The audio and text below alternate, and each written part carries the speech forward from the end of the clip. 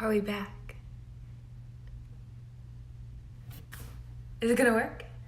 I had to turn my Wi-Fi off. Hello, you're back. We're back. Yes, I had to turn my Wi-Fi off, so we're gonna make this a little bit faster. Hi everyone, yay.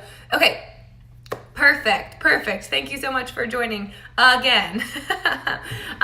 So if you caught the first half of, or not first half, just first a little bit of the live video, we're going to start talking about goals. Then we're going to go into a little bit of reflex integration and kind of talk a little bit about that. And then we'll talk about next week because that kind of ties in with reflex integration. So, oh my gosh, I'm so excited. Perfect. So quick recap on me. If you don't know me, my name's Lauren Grabowski, LG the Fit OT. I am a pediatric occupational therapist. I've worked in pretty much every setting in the pediatric world, and I previously was most recently a traveling therapist, and now I'm an independent contractor or an entrepreneur, and I contract myself out to different locations here in South Florida. So I do that. I teach fitness groups. I'm a health and fitness coach, and I'm an adjunct professor. So kind of all around the world, or all around the gamut. I just came back from Mexico for a business trip, mostly a vacation for the health and fitness company that I work for, and it was so much fun. So just getting back in the groove of things. So we're gonna start and talk about just goals, or goals in general, starting with long-term goals. So I started saying about, as an OT practitioner, it is really important to develop clear goals to keep you on track and to keep the progress of the child on track. So I mentioned that in the evaluation portion, I have a little template that I personally use for my evaluations, and in the bottom corner I have a box, and if the parent starts talking about any key words or key things that seem to be the biggest problem or challenge or difficulty in the family's everyday life, I usually make a note of it.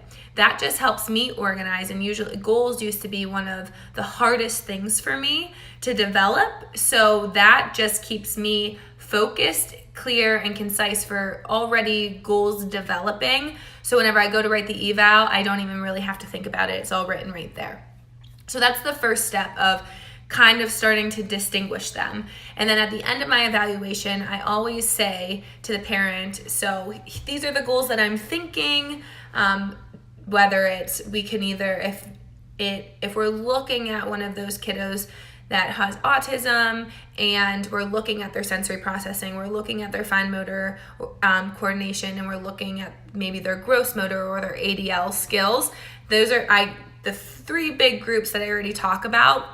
And we can kind of, hey Scott, we can talk about how to start to develop those goals in those areas. So right off the bat, they're already starting to form and develop within the evaluation process. I briefly talk about it with the parents, get their okay, and see if they're on board. And then I go write the evaluation and actually, oh, I miss you. I was just saying I was just in Mexico.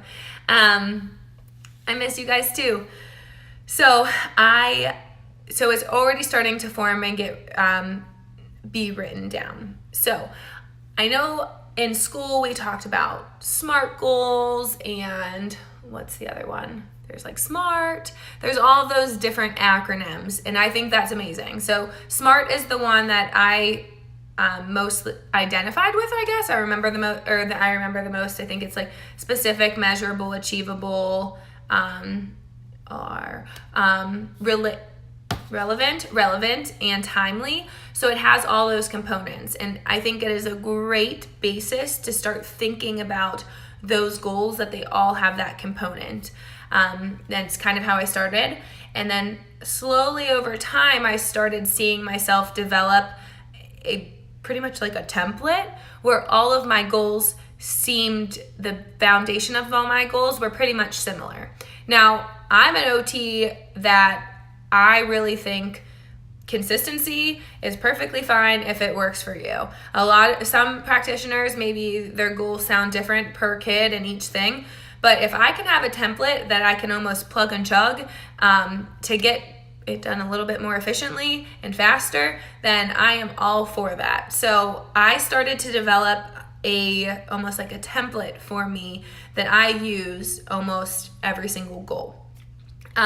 Obviously, the goals are going to be specific to the child. You have to take into consideration the support and the actual task that child needs, and start learning how to judge where you think they're going to be in that 6-month mark, usually, because you have to do like a 6-month checkup or progress report. So usually in that 6-month interval in the outpatient world, that's usually what you do. So I started finding that I was using a template, and that's what I'm going to share with you guys today. So I always start with, in my schooling, I learned that you always have a long-term goal, and then you have at least 2 short-term goals underneath that. Now, especially if you're talking about fine motor skills, if you have to do for a kiddo and you want to write goals on fine motor skills, sensory, and ADLs, that's a lot of goals. That's 6 goals, just right off the bat. Now, some kids, I do write that many goals. I don't know if there's any practitioners out there. If you want to share how many goals do you typically write for a kiddo, that would be awesome. But I think it just kind of depends. And some kids that if they have a lot of needs, then I will write a couple more goals, just because if we need to start working on it, we need to have some level of accountability and some level of measurement for it. So, starting with long-term goals. My long-term goal is usually super brief, super kind of vague, and it just sets the precedent for the short-term goals that are going to go underneath it. So, my long-term goal, and I know this is going to be backwards, but this is how I wrote it out. But I'll post a picture of this after this live ends. But I kind of want to explain. So my long-term goal sounds like this. Blank will demonstrate improved blank to complete age-appropriate or functional tasks, blank opportunities.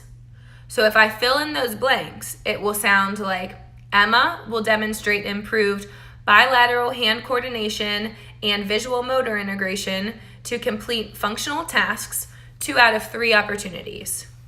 So I am focusing on using her actual name, functional skills, or like putting in those actual like client factors. If you pull the OTPF out, those functional skills that you actually want them to improve, and then to complete age-appropriate or functional tasks 2 out of 3 opportunities. So I don't really go into, sometimes I'll add a level of assistance. If I put age-appropriate, then I usually do a level of assistance. If I say age-appropriate tasks with minimal assistance or with supervision, 2 out of 3 opportunities. So usually that's what I do. Brief. If I put bilateral hand coordination or visual motor integration, you could do fine motor skills, you can say gross motor skills, sensory processing, you could say, you can kind of any of those big terms that we use in the OT world, you can put that in that blank, and then underneath it, and you can list in this one, this is the only time in a goal I'm going to tell you that you should put more than one thing in the long-term goal. And then underneath that, you can separate it out. So like you can have one goal focused on bilateral hand coordination. You can have one goal focused on, fine motor or visual motor integration. So you can start to space them out. So that's my long-term goal kind of template. So then transitioning into the short-term goal, I'm a little wordy. I'm going to just warn you all. So I came from, my pediatric professor at Duquesne is like my favorite person in the whole world. I want to be her when I grow up. She's so great. She's so knowledgeable. And she was an amazing instructor. So I feel so blessed and so grateful for all of the knowledge that she provided to us. So she was coming from more of a school system, And in the school system, she needed to be very, very specific in her goals. So that put onto us a more specified, focused goal writing technique. I'm not mad about it because I love it. I think it works for me. It keeps me on task and it keeps me focused, which is really something that I'm grateful for. And so I created this template kind of, and like I said, I know it'll be backwards. I'll read it. We can write it down. So if you need to grab a pen and paper, you can. But like I said, I will post pictures of these after the live. So this is the template that I use. It can get very wordy, but I feel like sometimes the more words you have written and the more layers that you put on it, the better focus it's going to have in the end, so that you can keep better data. You can actually show them, see, I know, so wordy. You can actually show like why you're doing what you're doing to the insurance companies, and sometimes the parents, if they're reading the goals, if they ask for a report, they have a better idea. They can follow it a little bit better. So my template is usually blank, will demonstrate, improved, blank, evidenced by the ability to complete, blank, with, blank, across 3 consecutive sessions. There's another blank in there, but I'll show you again. So if I put words in that, one of my goals, I actually took this, I changed the name, but this is actually one of my goals. So Emma will demonstrate improved fine motor skills, evidenced by the ability to complete copying a square with 4 defined edges with minimal cues, 4 out of 5 trials across 3 consecutive sessions. So if you grab a pencil, you can write this down. 1, put their name. Full name, whatever you feel comfortable with, but I always put their name. Will demonstrate improved. I always basically say that word or say that phrase. Will demonstrate improved. And then in the second blank, because the first blank was the name, second blank, you're going to talk about the functional skills. So I'm going to go all teacher on you for 4 seconds. And if you pull out the OTPF, then this would be like client factors. So in this first blank, you want to talk about so I have it right here. Look at me, I'm such an OT with our OTPF. So you want to talk about their client factors. So you might want to focus on, you'll probably not focus much on the values, beliefs, and spirituality. You're going to focus on those body functions. So whether you're going to look at their improved attention, improved memory, improved visual processing, vestibular processing. You could go broad and say just general sensory processing. You could say muscle tone, muscle endurance, like any of those keywords, bilateral hand coordination, all of those things as OTs that talk about a person. So what the person can actually do. That's going to be in that blank. So you're showing that they're going to do improved. They're going to improve what? So what are they going to improve? They're going to improve their bilateral hand coordination, proximal stability, anything like that. Hey, thanks. So then after you talked about what they're going to improve, you're going to say evidenced by the ability to, and then you can say complete, tolerate, I don't know. Usually complete and tolerate are the 2 that I usually use the most. But fill in a word in action right there. So evidence by the ability to complete blank. So then this is the actual task that you want them to complete.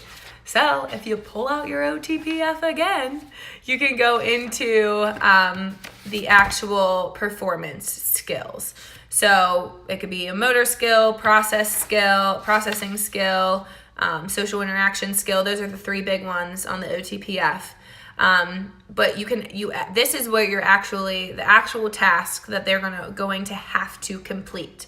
So it is an action, and it's that functional skill that they're going to have to do.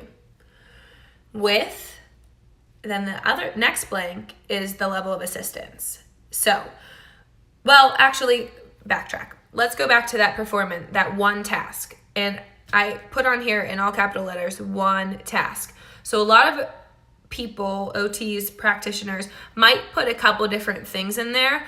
I usually always try to focus on one particular thing. So you probably won't catch me saying like, will draw or copy a square and connect the dots with. So I will not put two tasks, you won't say like, will complete hair brushing or will tolerate hair brushing and nail clipping, which even though those might feel like they go together, I usually separate them, or I'll just pick one to write the goal on. So you want to focus on exactly one task.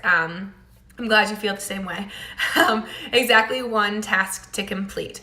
Even if they go in that category, it's totally fine. And you can still do it, and you can still touch on it, but you just might not have to write a goal on it. So just so you're aware, you can do it.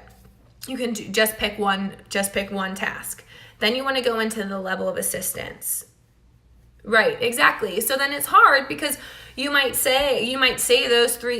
list three things, and if they can only do two, that goal isn't met technically. And we don't want them to not meet their goals. We want, especially these short-term goals, we want them to meet them in that 6-month range or however long you do it. So then you'll want to elaborate just a little bit more and put a level of assistance, whether it's supervision, moderate assistance. If you're talking about like tolerance and sensory processing, maybe perfect. Or tolerance wise, you might want to say like with moderate signs of aversion or minimal signs of aversion. I usually try not to word it in the negative fashion. So like not without. This is more of a peds population. It really is. You can probably apply these to adults, just this basic format, but sometimes in adults you don't have to get as wordy and as specific.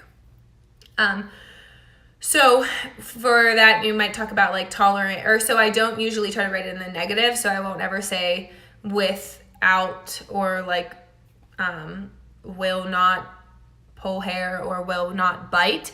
Always put it in the positive spin, like what you want them to do, and what level of assistance you're going to provide them.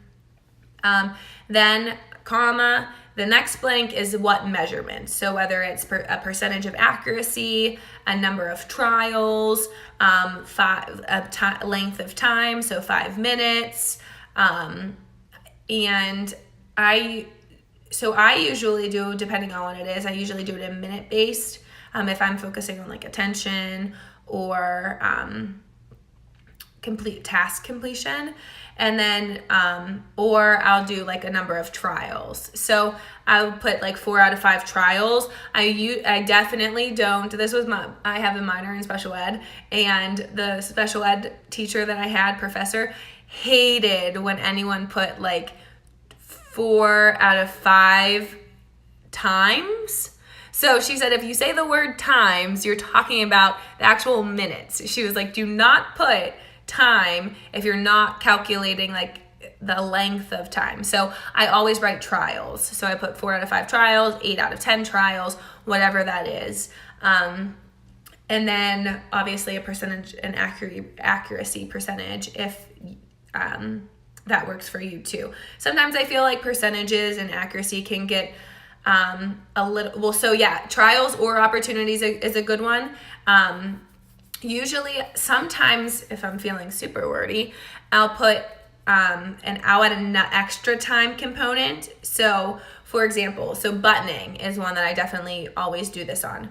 I'll say they'll button maybe 4 out of 5 buttons on self with minimal verbal cues, 2 out of 3 opportunities across 3 consecutive sessions. Thanks. Thanks.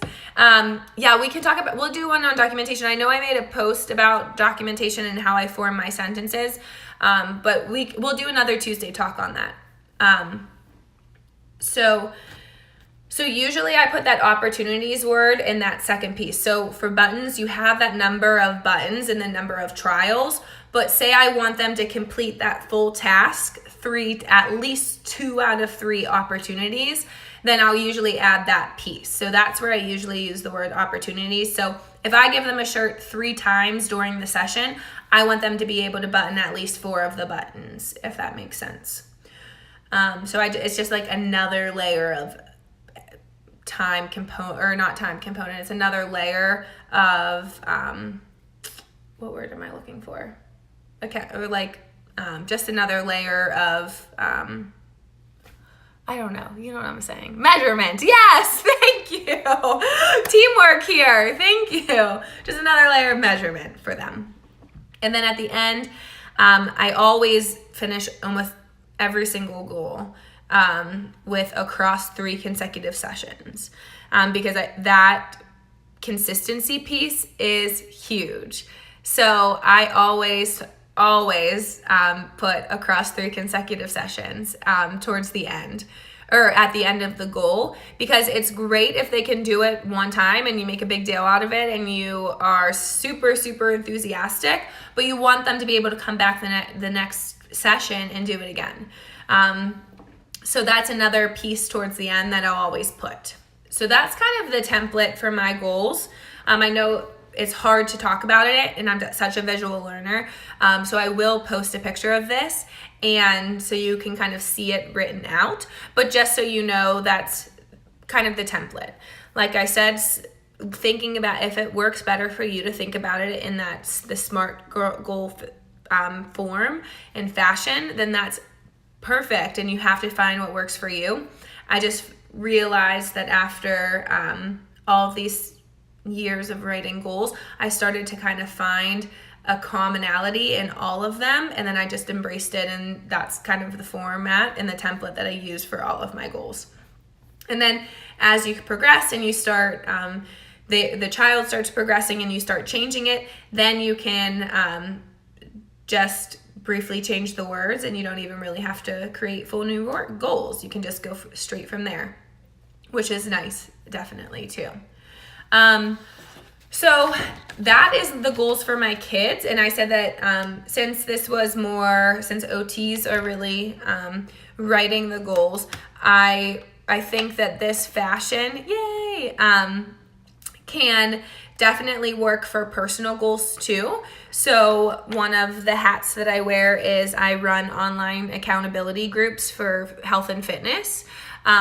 So hey Jack, so I was just saying that I run online groups for health and fitness. So in those, and for me personally, writing goals for myself to kind of keep me on track is also so important. So I usually use this same format for my personal goals, and I have goals in a couple different areas of my life, whether depending on what I'm focusing on, what I want to focus on, or what I want to improve.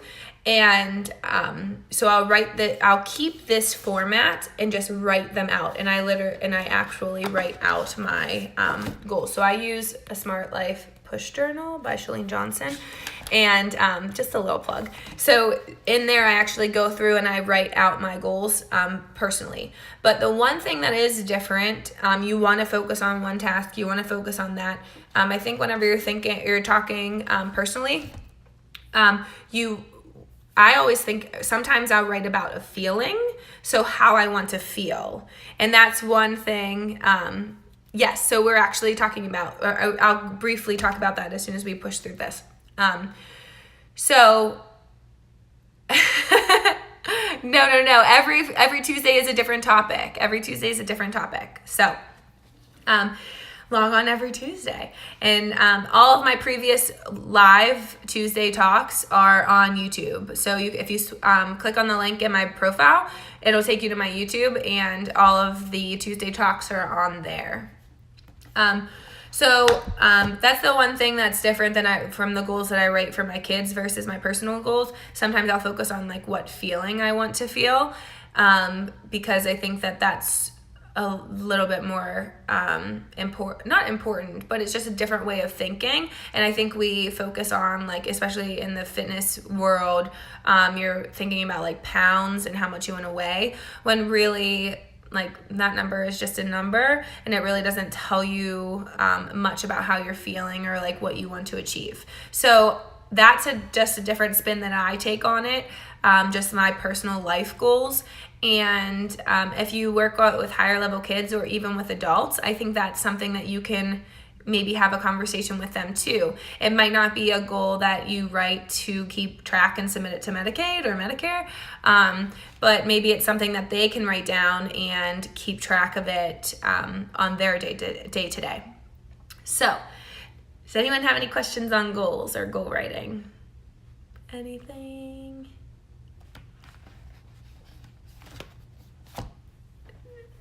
Nope.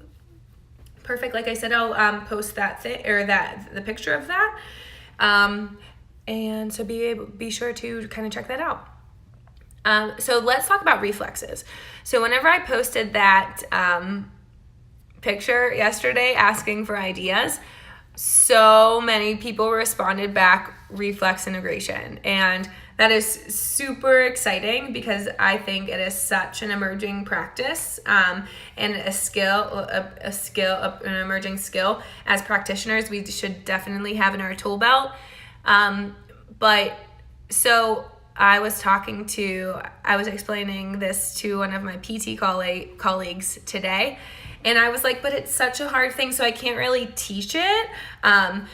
But I decided, and she helped me see that I can talk about like what it is, the basis behind it, and where to find the resources of the practices that I use. So that we definitely will. So that's the plan for next week. So I'll go into that. I just wasn't prepared today, since I already decided on goal setting. So reflex integration is something that is amazing and that I'm just kind of really starting to dive into. I've seen tremendous results with some of my kids. I know that there's a couple different theories out there and modalities of practice, but there's one in particular that I use most frequently, and I look into the most, and they just have a really good thing, just a really good set of theories and research and exercises that are amazing. So we will talk about that. We will go into the basis of it, but I just wanted to explain that I can't really teach it on a live just because it gets pretty tricky, and it's very in-depth training, and they're very I don't know the word. They're it's just watched very closely with the information that's put out there. So I don't want to overstep any boundaries, but I definitely want to give you all of the resources that I can, that you are able to look into it and advocate for yourself to continue to learn and to continue to grow in that field. So next week on Tuesday Talk, I will talk about the practice, the reflex integration practice that I use and how I use it, kind of the baseline, how it differs from some other practice models or some other things that we use as OTs. And then we can chat about maybe some stories or some things that I'm seeing with my kids. So that's the plan for next week. Let me read this goal. What would be a good goal for a high-functioning child with low drive and motivation or poor social skills? This is broad. Yeah, definitely. So I think exactly what you said. So let's write a goal for that right now, or at least kind of practice through it. So I'm going to pull out my template. So the name, whoever's name is like Evan. Evan will demonstrate improved, what did you say? Improved motivation, and I'm going to say maybe with motivation, if they don't have a lot of motivation to start a task, they probably don't have a lot of perseverance through the task. So I'll say demonstrate improved motivation and perseverance, evidenced by the ability to complete. So think about one thing that you would like him to actually complete. So maybe it's if you want to try to pull social skills into it, maybe you want them to initiate a conversation with a peer. If there's any people around you, or even if there's another practitioner, or another practitioner has a kid, you can kind of help set up the scenario, or set up the environment for him to be successful and play with that other kiddo in there. So maybe you want him to talk to another peer. Evidenced by the ability to initiate a conversation, or initiate conversation with peer with minimal assistance for at least 3 minutes. So you can add a time component so that they actually have to persevere through the task and hold a conversation. 4 out of 5 opportunities across 3 consecutive sessions. Does that sound perfect? Okay, you said you thanks. Does that sound anything kind of like something that would be helpful? Okay, perfect. So that was kind of like a real life, that was good. Just kind of how I would process through it and fill in those blanks. Does anyone else have any other? Perfect. So kind of on the same page. Does anyone else have another goal setting? Yeah, initiate. So that's some of the keywords that I use. I said tolerate before, complete, initiate. I use, sometimes if I need to facilitate, sometimes if I write like a parent education goal, I'll say like parent will facilitate is another big verb that I use. So, perfect. Awesome. Anyone else have any questions about a goal? My sensory goals sound pretty similar. I usually do a broad topic of will demonstrate improved. I don't have a list of verbs, but I don't have a list of verbs, but I will, while I'm writing my notes this week, I'll kind of highlight some of the verbs that I use. Honestly, I do a lot of repetition throughout my notes. An education goal. So like a parent education goal.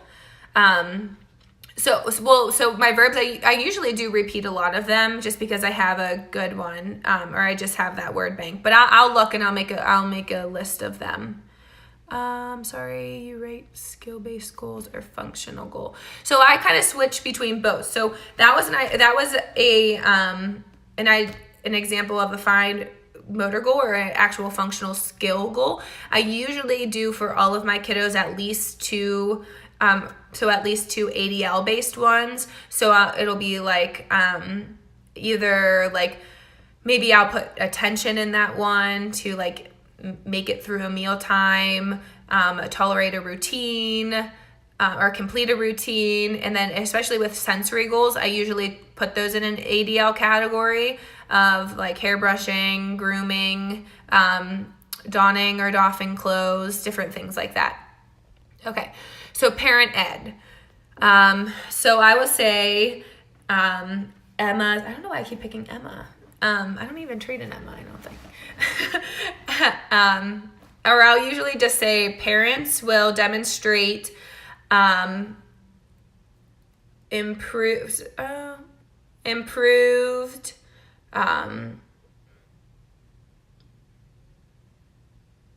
maybe I should have put up one off the top of my, or one that I've written previously. So maybe I cut out that first section. So we'll demonstrate, I'll usually we'll demonstrate understanding of whatever protocol. So I'll either do like sensory brushing protocol with joint compressions. We'll demonstrate understanding of home exercise, gross motor home exercise program, whatever I gave them or what I want them to do. It's usually home exercise program or a specific like sensory brushing protocol or reflex integration technique. So those are the 3 that I would usually write a goal on. So parents will demonstrate understanding to complete home exercise program with, so this is the ticket. I did already talk about personal goals, but we can talk about that. I can touch on it again. Well, so this is the thing, level of assistance. So you want them to be independent, but if you're giving them a worksheet or like a video demonstration, also that they can actually pull out and carry and take home, it would be modified independence. So if you're giving them that tool, so I always write my goals for modified independence because it's not going to be full independence, especially if you're giving them a handout. So parents will demonstrate understanding to complete home exercise program with modified independence, across 3 consecutive sessions or 2 consecutive sessions. That's usually, I don't add another time component just because for parents, they either get it or they don't. And especially for a goal like that. So my parent education goals are a little bit shorter. So I definitely do cut out a lot of those blanks that we talked about, but that's kind of an idea. Does that make sense? So then personal and professional goals. So I talked about those a little bit. I just talked about the importance of making them for you, whether it's, I always like to have some in the category of health, some in the category of fitness, and then some in the category of like just life. So personal and professional development. And I have a couple in each of those categories. So I keep this same template that I've talked about and write my own, but the one thing that I do sometimes change is instead of actually the functional completion of a task, I talk about a feeling. So how I want to feel inside, especially, so that's what I was saying. For example, if you're talking about like weight loss, a lot of people get stuck on a number that you want to lose like 30 pounds or something, but then halfway through you might be feeling great, but that weight is just not something that your body can achieve because you don't really understand, you don't really know, like it would be great if you can lose 30 pounds, but you don't know if your body is actually capable of getting down to that number, if it's even safe. And a lot of times you can shred inches, but you're not actually losing pounds. So I usually talk about a feeling that you want to feel. So that's something that I usually use that differs from professional to personal, my personal goals. So just a different twist on a goal writing. So I hope that was hope that was helpful. Thanks for tuning in. As always, this will be live on my, I'll put it on my YouTube channel. If you go into the link in my bio, you can find the links there. And then, we'll see you next Tuesday. Have a great rest of your week. Next week, we'll talk about reflex integration. Awesome. Bye.